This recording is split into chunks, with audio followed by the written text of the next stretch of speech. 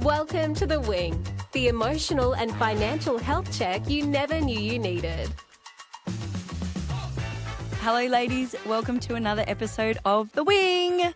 Today we have our guest, Katie Stones. So I'll tell you a little bit about Katie and then we'll get into a nice, candid, confident discussion. Katie is an online women's health and fitness coach with over 10 years of experience helping women build strong bodies and even stronger confidence. She specializes in creating sustainable habits that help women look incredible, feel empowered, and show up for themselves first, knowing that when they do, every other area of their life improves too. Katie is also an IFBB bikini athlete, having competed 18 times since 2018, and now she mentors aspiring competitors to step on stage with confidence. Her passion lies in helping women realize their true potential, watching them step into their power, back themselves fully, and become doers rather than dreamers.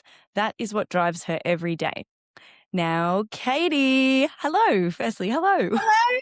Thank you so much for having me. I am honored. My absolute pleasure. Thank you for joining us. This is actually a podcast I've wanted to record for quite some time because Katie and I personally are friends, and I've also been a client of Katie's at one point in time, and basically everything she says just makes sense, and she is able to answer a lot of my complicated questions to do with health and wellness, and I just feel like her professional input is going to be very, very valuable for a lot of our listeners. So Katie, if you could, we're going to start with, if you could tell us a little bit more about your personal and professional life and why you do what you do. So feel free to share as much or as little as you're comfortable to. Okay, well, have you got a bit of time on your hands? No, I'm just kidding. So I guess my journey starts probably around the age of 18. I auditioned and got into dance college, musical theatre college, and that is what I wanted to do. I wanted to be a performer. And I guess being in that sort of bubble, it's a very image orientated industry. Like if we turned up without makeup on, we get sent home. I have a traumatic memory of being told to pull my gut in a dance class, and that kind of led to a lot of slightly odd behaviors, and that in turn is through lack of education and knowing what would actually work for me and my body. And whilst I was there, I was there for 3 years. I developed I would say a bit of a binge eating disorder because I just had no clue, and I wanted to be as small as possible, as toned as possible. And it got to the point where I was like secret eating. I'd be hiding my wrappers and then like trying to survive off lettuce leaves for the day. I wouldn't say it was a particularly extreme case of binge eating because I was able to pull myself out of it a few years later. But that is kind of where my journey started off. Like I wanted to look a certain way and I just had no clue of how to do it. And it was around that time, and this makes me feel old, probably you as well, where Instagram kind of came about. And I remember having my iPad and going through Instagram, and I was seeing all of these. I was following a lot of fitness, I guess they'd be called influencers nowadays, people with bodies that I aspire to be like. And I sort of started really learning a bit about nutrition. At this point, I'd graduated and I'd fallen into quite the depression. I was sat watching TV most days and then selling Jaeger bombs in nightclubs in London on a weekend. And that was whilst I was auditioning through the week, but auditions were kind of few and far between. So I'd just be sat in my pajamas scrolling on social media and watching TV and eating from the UK, 1 pound ready meals from Iceland. I don't think you've got Iceland over here. It's like farm foods. Don't think so. Very cheap. I was not my best self back then. And I do think it is just lack of knowing what was good for me at that age. Although I see so many young people in their early 20s are so switched on now, and I'm like, damn you. Yeah, I guess one day I was just sick of feeling so shit because I wasn't moving my body.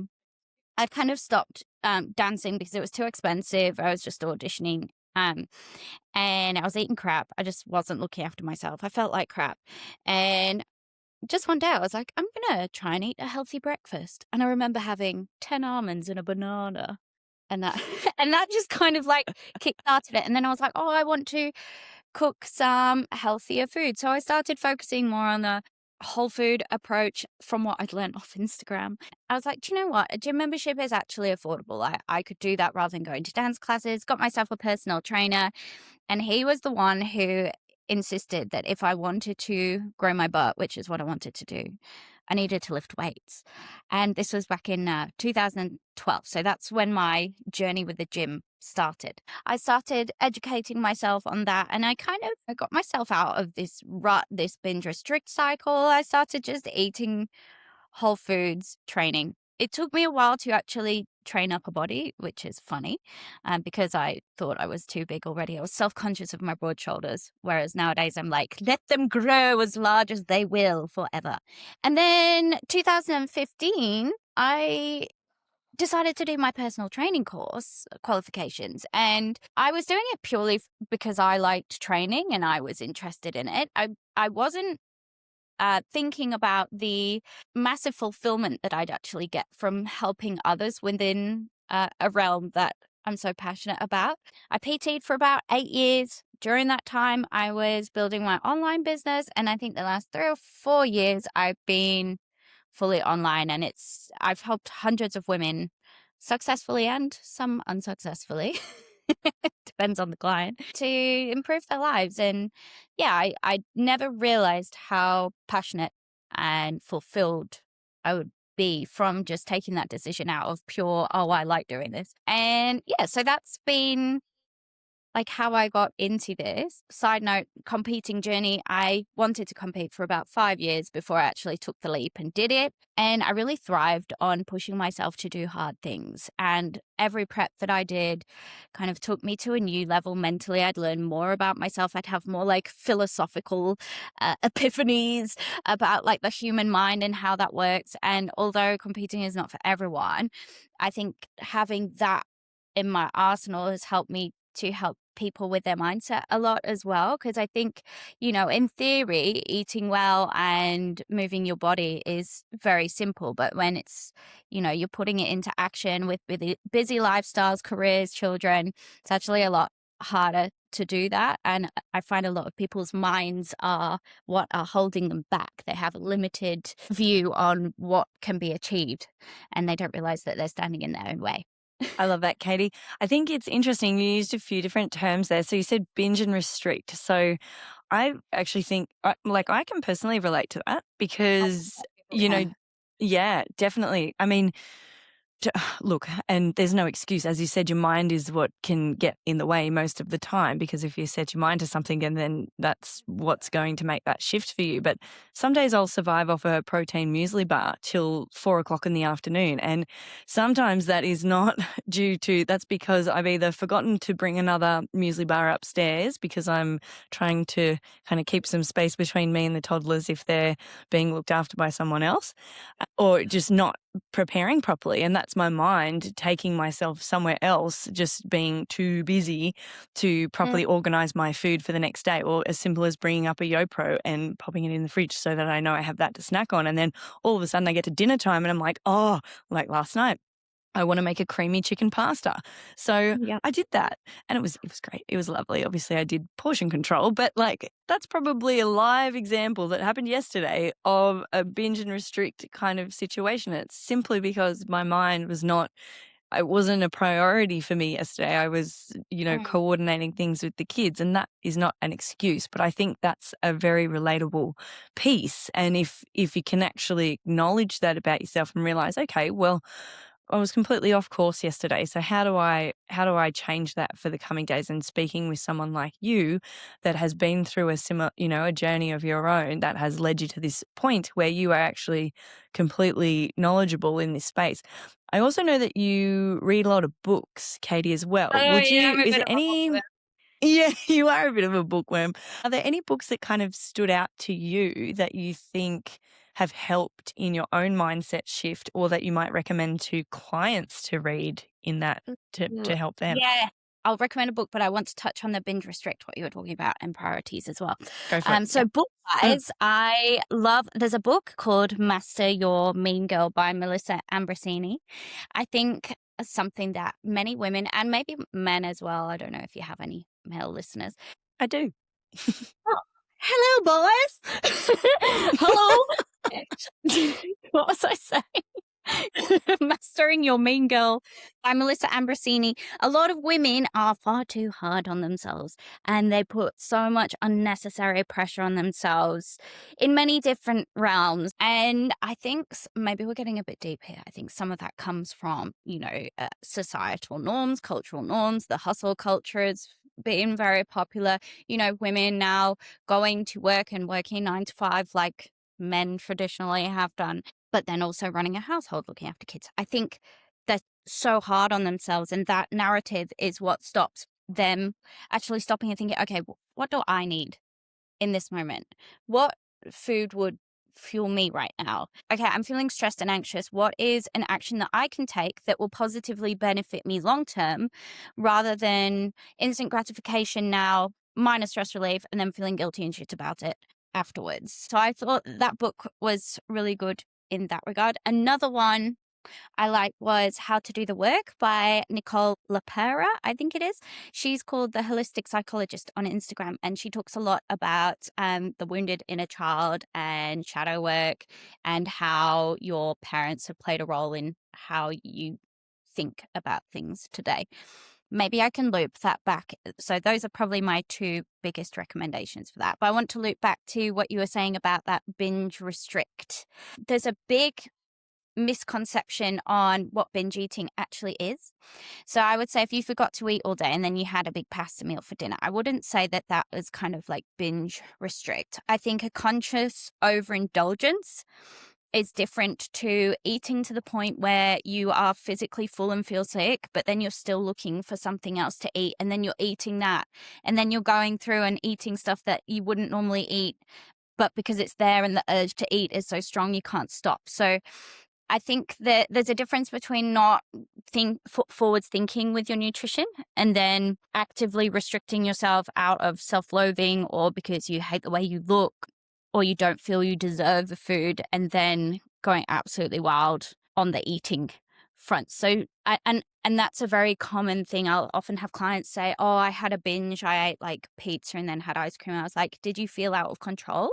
Or was it a conscious decision to be like, I'm just going to enjoy this and eat probably a bit too much? So something to consider there. But I think when you were saying about, your day the other day where you had one muesli bar and then the chicken pasta, that could also be a case of just the way that your mind is used to working. Like you were maybe I'm assuming things, feel free to correct me, but you had so much other stuff going on, looking after toddlers, organizing toddlers, work stuff, whatever it is, household stuff, that food was maybe not top of your list of priorities or thought processes. And so maybe it's just a case of getting into the habit of forwards thinking. And this is something that I encourage to my clients, forwards thinking, okay, tomorrow, what is my fuel going to look like so that I can get all this stuff done that I need to get done with clarity of mind and energy? Even just thinking, okay, what time am I going to eat? What am I going to eat? Do I need to pre-prepare anything if I'm going to be time poor for the next day? And just reminding yourself of that every day. And soon it will be at the forefront of your mind. Like I know personally, I know I've been doing this a long time, my days revolve around my food timings. It doesn't have to be like that for everyone. I think it's the athlete in me. Like I want to be fueled optimally. But just having that forwards thinking of, okay, how can I fuel myself throughout this busy day? Your life quality will be drastically improved, I agree, Katie. I think, the reminders to yourself, like, as I said, I just did not prioritize it whatsoever. And that bit me later because I didn't have the right stashes of food that I needed for the day. And then, it can be that cycle of then you end up feeling bad about yourself and you think the whole thing's a failure. And then, waking up today and being like, okay, well, what can I do differently today that is not going to make me live off one muesli bar, and try and make that that change and that decision early in the day. So I don't need to think about it. Like, you said your day revolves around your meal plans and what your food and what your intake is going to be. And it's like more of us can be doing that to any level. Like it's as simple as me making sure that I shop correctly and making sure that I have the right foods available in the fridge and pantry so that it's not an overcomplicated thing to go and get what I need when I need. It's just about prioritizing, like you said. So Yeah. I think that is very valuable. So thank you. Well, look, listeners, this was a conversation that Katie and I actually had with each other last week, and I was blown away by Katie's knowledge. So I'm going to bring up the topic because I feel like it's going to be very useful. So, Katie, can you talk to us about women's hormone rebalancing and give us a little bit of insight on your knowledge in that space? Where do I start? So hormones are a very complex subject, and it's important to note that I am not an endocrinologist when I give this advice. I am not a GP. This is just common themes that I have come across from working with hundreds of women in different phases of life, whether that's, early 20s to perimenopausal to postmenopausal. I've worked with all of them, and a lot of my current client base are perimenopausal. And I think that there comes a point where, not in all cases, but I know a lot of women start feeling stuck. They feel like they're doing all the right things and their body just isn't playing ball with them.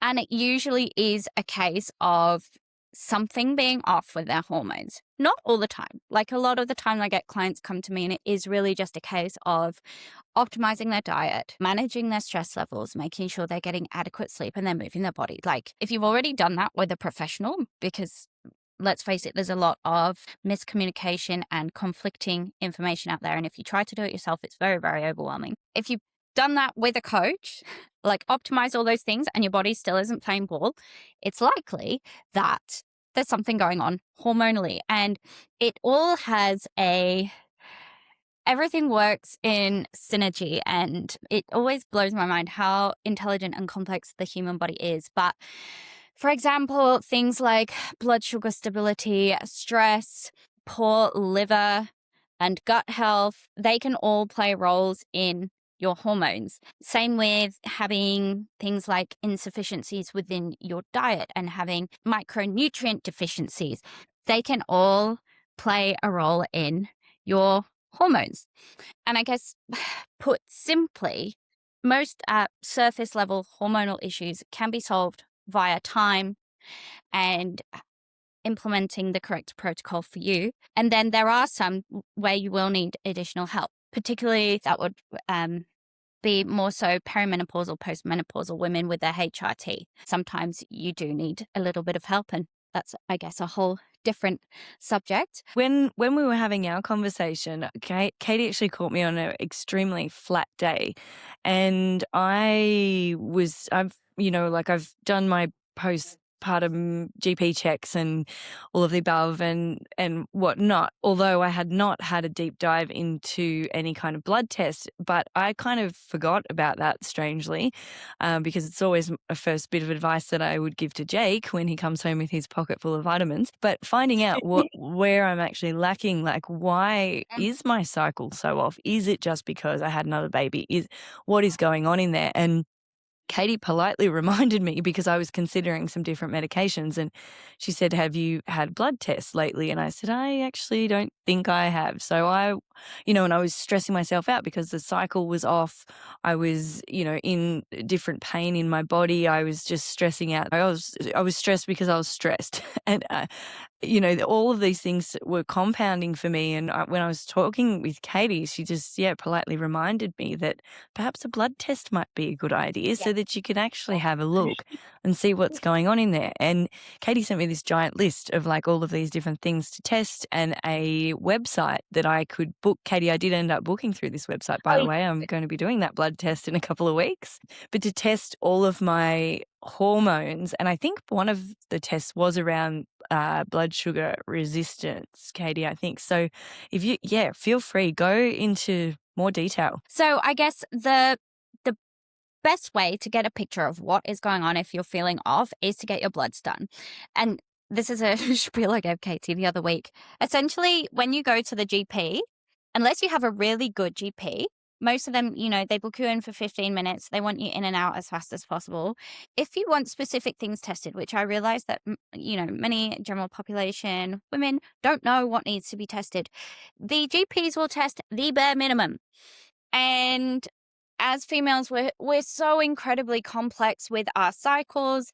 There are so many factors that can impact our hormones and our health. I feel personally that a lot of GPs just aren't doing enough. And then, say, if you did go to the GP to get these things tested and you were within a normal range, they'll be like, okay, well, you're fine, nothing to worry about. And then you feel, well, if I'm fine, then I must be fine, even though I feel within my body something is off. And this is where I come in, I guess. I love to advocate for my clients.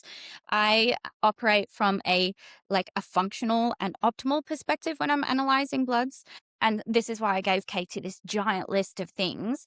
And then when she gets those results back, from when my clients do get their bloods done and get them back, I often send them to go private because GPs just won't test what I want tested for them and what they need to have tested. I will look at their results against optimal ranges instead of normal ranges. And that's something that I feel that a lot of people don't know, is that when you get your bloods back, they are tested within the normal range. And normal does not mean healthy. Normal does not mean optimal.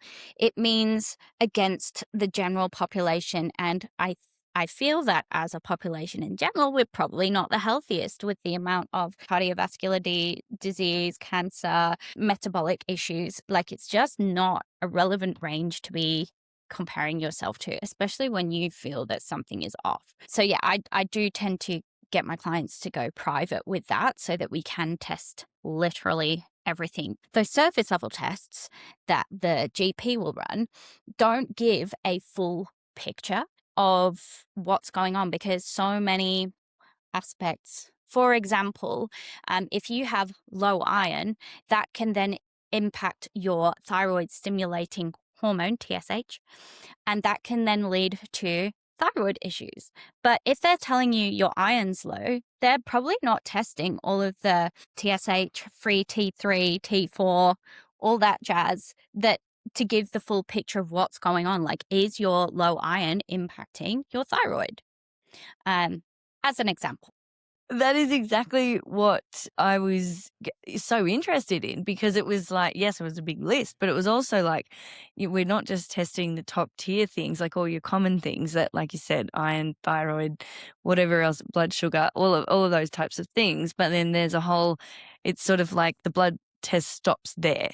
You know, in a standard situation, it's like, here are your results. You're in normal range. You're okay. You may continue with your day, and then you're sort of left feeling like, okay, like you said, if you say I'm okay, I'm okay.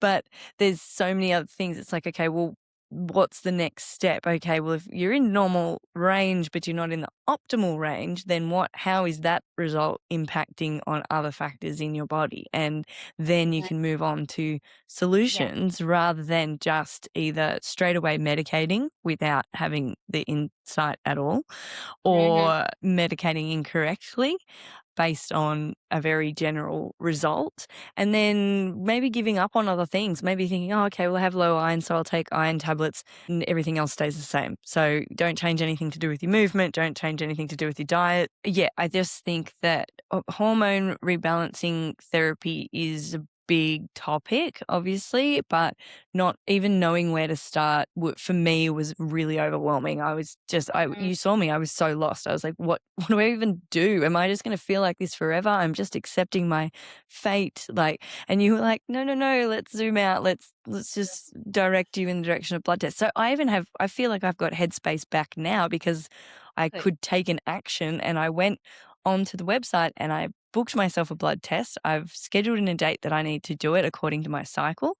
And at that stage, I'm going to have a whole bunch of new information that's going to help me dictate what do I actually do next, rather than just jumping down a rabbit hole because I think I should. You have direction. So many people feel lost because they're just not getting that from their GPs. And I guess, like, you know, as a culture, where our first instinct when something is wrong is to go to the GP. But a GP, I feel, a lot of their specialities is in administering drugs. It's Band-Aid over a bullet hole. It's not GPs looking for the root cause, you know. And I feel like, you know, from there, you're like, well, what do I do now? Like, I feel off, but I literally have no idea. And to that, I say, check out a homeopath, naturopath, kinesiologist.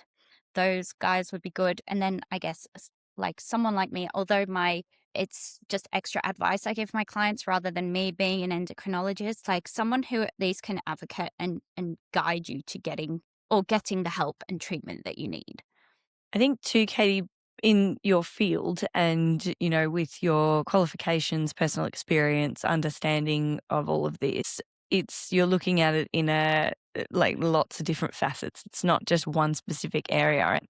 So, Katie, I want to ask you as well, talking about hormone rebalancing, still on that topic, but how does women's nutrition impact hormones and cycle health and rhythm from your perspective? Okay, so we'll do a crash course in nutrition. Most people will know that there are 3 main macronutrients in your diet, and all of the foods that you eat are made up of one or a combination of all these macronutrients. That is your protein, your carbs, and your fats. Something that I feel that people are catching on to now is eating a high protein diet is incredibly beneficial. And, the government guideline daily allowance, recommended daily allowance is drastically low for what we actually need. So generally, as a rule of thumb, you want to be having about 2 grams of protein per kilo of lean body mass. But protein is it's the building block for all tissues in your body.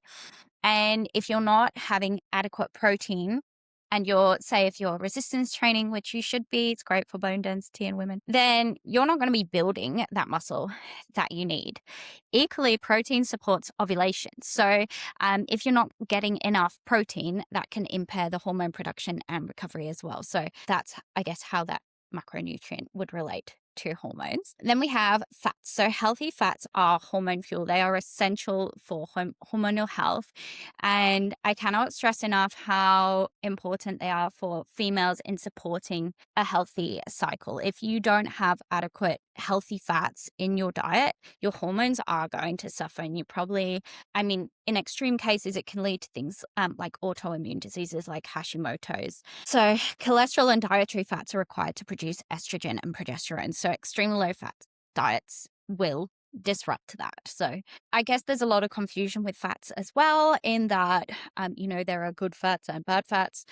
I would try not to look too much into that, but look at where your fats are coming from. If they're coming from a whole food, so things like avocados, nuts, seeds, olive oil, avocado oil, and then we have like the animal-based fats, so fatty fishes like sardines, wild-caught salmon. I think they're probably the main fats that I can think. Oh, whole eggs as well. They're going to be beneficial to you. Whereas if you're getting your fats from donuts and hot chips, probably won't have a positive impact on your hormones. I guess within carbohydrates, we have fiber. I wouldn't call it a macronutrient, but most carbohydrates, fats have fiber in them. And fiber is incredibly important for not only digestive health and keeping your bowel movements regular, making sure that your intestinal health is tip-top, but it actually also helps to clear excess estrogen. Fiber binds to used hormones in the gut so that they can be eliminated instead of reabsorbing them. So if you're not having adequate fiber, you could be reabsorbing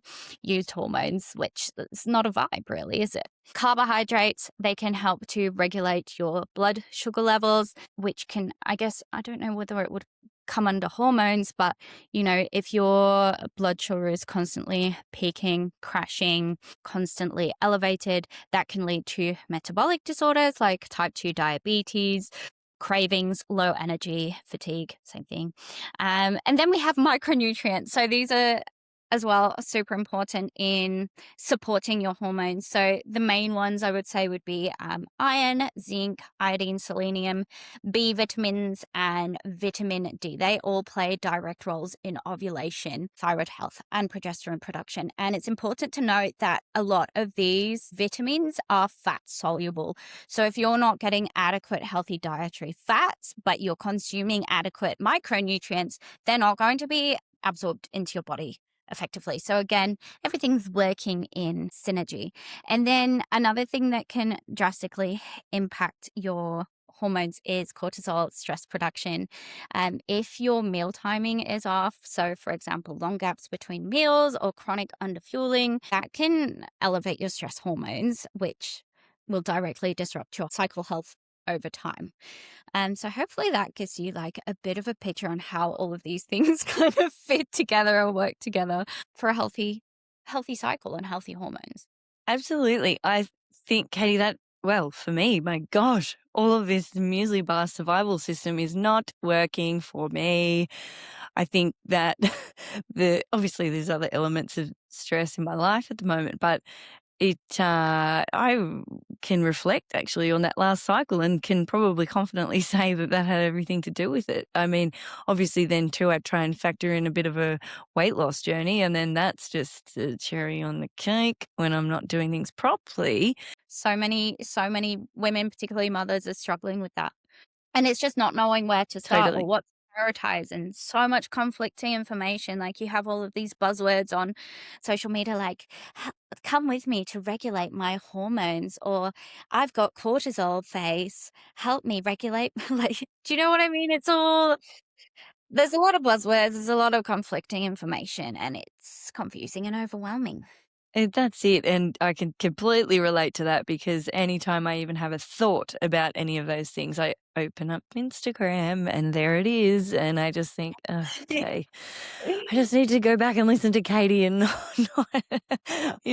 just do the things that we know. But it's, carving out time and making sure that it's a priority, Yeah. and also maybe having some time to reset and actually make it a priority, whether that's a journal moment or a conversation or listening to a podcast or reading a book or, planning out your week, doing a meal plan, or just, it doesn't have to be overcomplicated. Or Yeah. also having the right people in your corner. So having a coach like you to have that professional, kind of set the boundaries and then have someone to be accountable with is also a useful tool.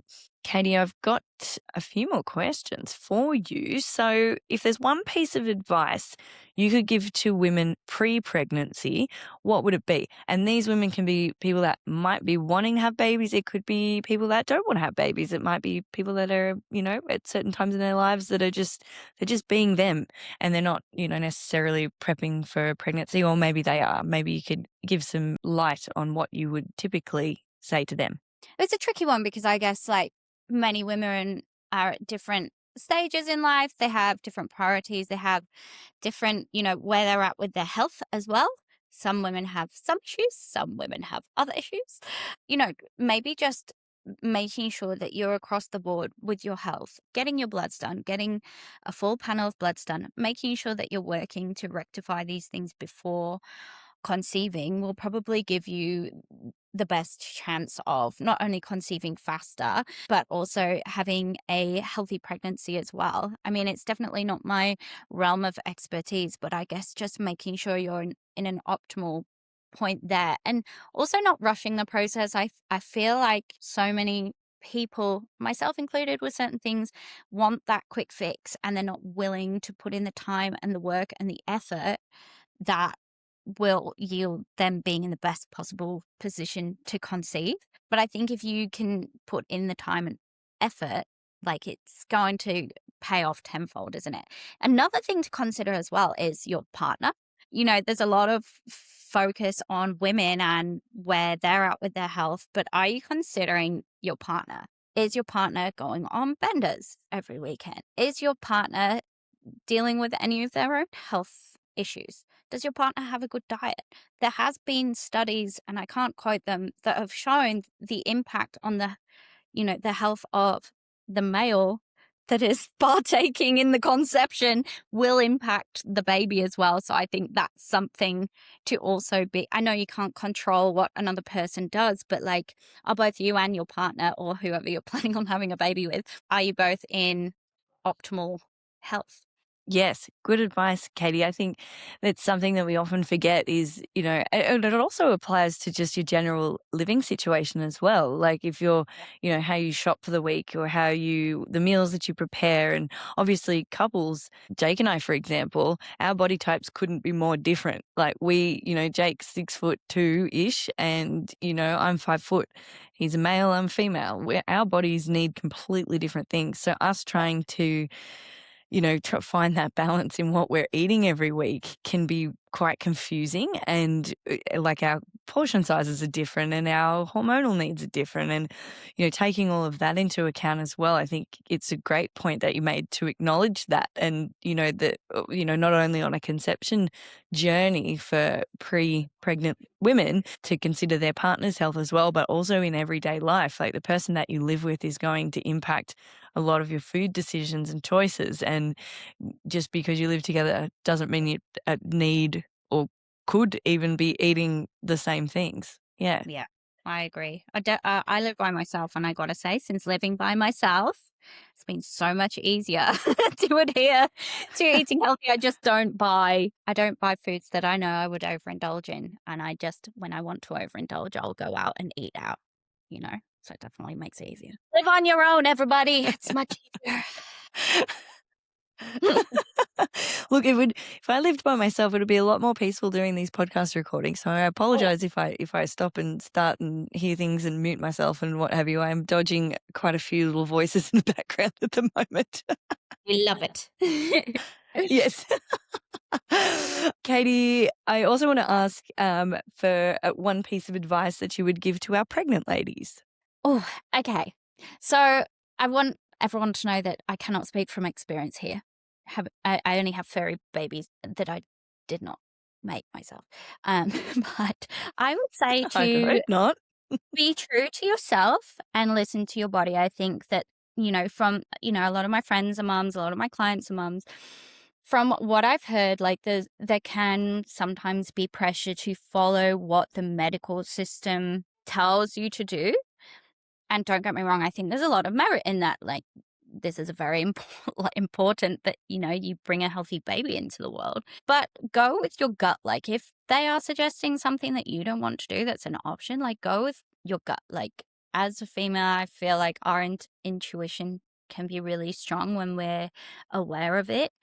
And I think it's important to stick with your values and your intuition rather than going off of what everyone else does or what the doctors are suggesting you do. In most things, take that as broadly as you like. That's valuable. And I think, yeah, again, listening to our bodies and listening to our gut and deciding what is right for us is incredibly important. And I know definitely, like from experience in that field, do get some pretty strong gut feelings, which it can also be very confusing, I guess. But that is nice reminder, Katie. And as well, I want to ask you one bit of advice for our postpartum ladies.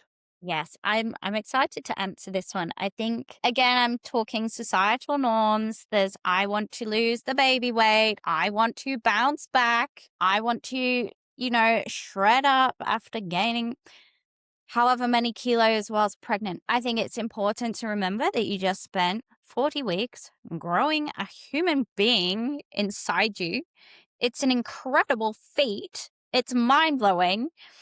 And I think what your body probably needs postpartum is to rebuild, TLC and love, rather than let's go, 6 a.m. workout for an hour. Do you know what I mean? Like, it's not an easy feat for your body, and it's incredible that your body has been able to do this. And therefore, I think the main focus should be not to restrict, bounce back, lose the baby weight, but to rebuild. And I think in rebuilding, you will also rebuild your best body as well. So if you focus on adequately fueling, getting enough rest, particularly if you're breastfeeding, like your demand for energy is so much higher, you can get away with eating a heap more food than if you're not. So making sure you're giving your body what it needs. Also, you're most likely going to be sleep deprived unless you have an angel rare baby that sleeps through the night. So your body's going to be relying on food more than it would if it was adequately slept. And then I think just building muscle and I can't think of the word, but after having a baby, often we have ab separation, or there's imbalances, or what's that? There's a condition in the hips. It's like pubis. I'm sure that if you've experienced it, you know what I'm talking about if you're listening. But yeah, just making sure that you're strengthening your hips, calibrating your abdominal region, making sure that your core is nice and strong, and focusing on getting your body strong again. And you'll probably find that as a byproduct, you do actually drop any baby weight anyway, rather than, restricting your food, training to the point where, you're exacerbating the exhaustion that you're already feeling, and putting that pressure on yourself to do that. I think just time and rebuild should be the main focuses. Love it, Katie. I think that that's all very practical advice. And even listening to you say that, I'm like, yeah, that's right. Yeah, I forgot. I should be doing that. It shouldn't be so difficult or overwhelming, but it's nice to hear that even as a reminder, because that's the exact period of time that I'm sitting in currently. And, there's no rush. There is absolutely no rush. Exactly. Time Take is time. going to be my best friend. Exactly, to, to rebuild, to become stronger, I said to you the other day when we were walking, I made a comment, we were walking through Kmart and I said something like, oh, I've been buying, certain size swimmers, which I won't disclose, just for my own embarrassment, really. Where I said to Katie, I was like, oh, maybe I'll get this size when I'm skinny again. And Katie goes, no, no, Katie, not skinny, strong. And I was like, oh, yes, that's right. I keep Strong feels way better. Yeah, strong feels way better. Strong looks better. Strong feels better. Strong is more sustainable. Strong is going to keep us going till we're 90. So, Mhm. it's a whole, reframing your mindset and speaking to yourself differently and listening to your body in different ways and picking up advice like this from Katie to get yourself on the right track. So, Katie, lastly, well, thank you for all of that information. But lastly, what's the one thing that you changed in your life at any stage that made the biggest impact to your role as a nutrition coach? I think the number one thing was having the mindset shift of taking action out of love and respect for myself rather than punishment and self loathing. I think initially my fitness journey started off, at dance college, self loathing and not liking or not really knowing who I was and not liking what I saw in the mirror. And then as I began my journey with more education behind me, training and then deciding, oh, I actually really love feeling strong and making progress in the gym. And I love how this eating probably makes me feel. I think that probably had the biggest impact. And I think it's, something that I'm not alone in. So many women struggle with, not liking what they see in the mirror and not feeling confident in themselves and taking action out of that, which is why they stay stuck in the same cycle of despair. Whereas, if you were to do things out of love and wanting to be the best version of yourself, it will just have a positive compounding effect on your decision making. I love that. I think, oh, it's so relatable. It's so easy to stand in front of the mirror and pick yourself apart and stand on the scales and say horrible things to yourself. And, these things aren't necessarily measures of where you're at or where you want to be or how to get to where you want to be. And having that reminder is, I hear it a lot now. People, like, I must say negative things quite frequently, but I often have people saying to me, just be kind to yourself. And I just forget that. There's a difference between unnecessary pressure and then, the want to improve on things and grow. And I don't think that's a bad thing, but I do think it's a fine line for many people, isn't it? Absolutely. Yeah. I think it is a fine line, and it's little adjustments, as you said, that you can be making that are going to impact, your whole body and mind and different parts of your life, and maybe not trying to bite off too much at once. Mm. Like I feel like I probably did that turn of the new year. Okay, I'm going into a fat loss phase. I'm going to do this and that. I'm going to start moving my body more. I'm going to start Pilates again. And I did a lot of those things, but I feel like I've kind of dropped off the flow a little bit there, trying to do I too guess, much at once while I'm yeah. also settling into a different routine. Yeah, and you're not alone in that either. We've all done that. And I think that the best way to, make sustainable change is just think about integrating one thing at a time. So say, for example, for you, you want to get back into doing, was it Pilates you mentioned? I can't remember. Yeah. So start with doing that 2 to 3 times a week. Then once that's an established habit, then you can bring in something else. And then another thing. Whereas if it feels like a complete lifestyle overhaul, it's going to feel very hard to sustain long term, and you're probably going to exhaust yourself. Whereas if you slowly build the habits and integrate more habits over time, it's less noticeable and therefore easier to sustain, I would say. Thank you, Katie. Thank you for the reminders. I feel like that's much needed. I mean, if anyone got value out of this, it was definitely me. So thank you.